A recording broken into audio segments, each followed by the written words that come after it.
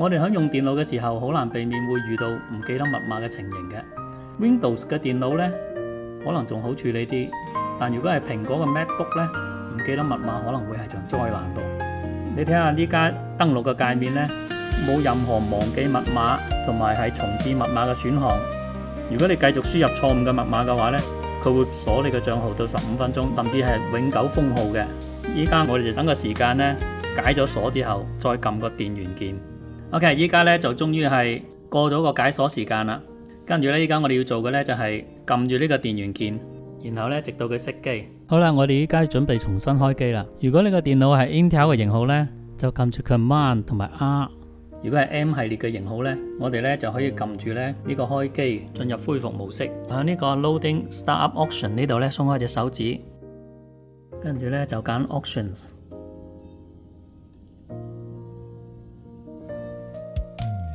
然後呢，我哋就可以揀係 Forgot All Password。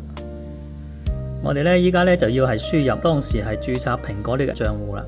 如果你連蘋果 ID 同埋密碼都唔記得嘅話，請耐心啲睇完呢條片。最後我會教你點應對嘅。好啦，依家我哋輸入密碼先，驗證成功，跟住係 Exit to Recovery。呢步呢仲係未得嘅喎，佢呢只係驗證咗你嗰個蘋果個 ID。但係呢，你實際上本機登錄個密碼仲未解決，所以呢，我哋要做嘅呢就係撳嗰個 Utilities， 跟住呢去嗰個 選擇呢個 Terminal。喺呢個窗口度呢，我哋輸入呢就係 Reset Password， 跟住呢撳個回車，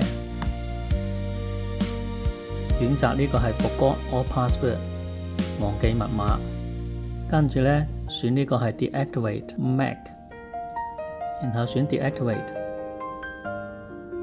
然後呢我哋係選呢個係 email 地址啦 ，Apple ID 嘅email， 然後呢下一步 ，OK， 我哋呢就係輸入嗰個密碼啦。好啦，我哋依家呢可以睇到呢，呢個係管理員嘅密碼呢。頭先我哋唔記得個密碼呢，我哋可以重新設置密碼啦。Set password，OK，New password 呢，我哋係可以選一個新嘅密碼。跟住呢，呢個係密碼提示，唔使寫都得㗎啦，查實。跟住呢係 set password，OK， 呢一步呢就完成啦喎。嗱，個綠色點喺呢度，跟住呢，然後呢我哋可以係重新啟動呢個機器啦。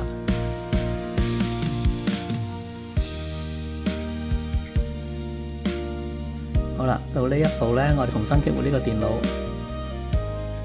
跟住呢輸入呢個係啱先我哋重新設置個新密碼啦。好啦，佢呢就話你個 MacBook 呢就係已經係激活咗啦。好啦，到呢一步呢，我哋就可以輸入我哋嘅新密碼，然後呢就搞掂咯噃。如果喺頭先嗰步呢，你揾唔到嘅 Apple ID 呢，我哋亦都唔使怕，我哋可以係去第二個電腦呢，或者手機呢，打開呢個網頁 iForgot.apple.com， 然後呢 reset password， 我哋輸入嗰個 Apple ID 個 email 地址啦，然後撳下一步，輸入呢個係電話號碼，然後繼續下一步就得㗎啦。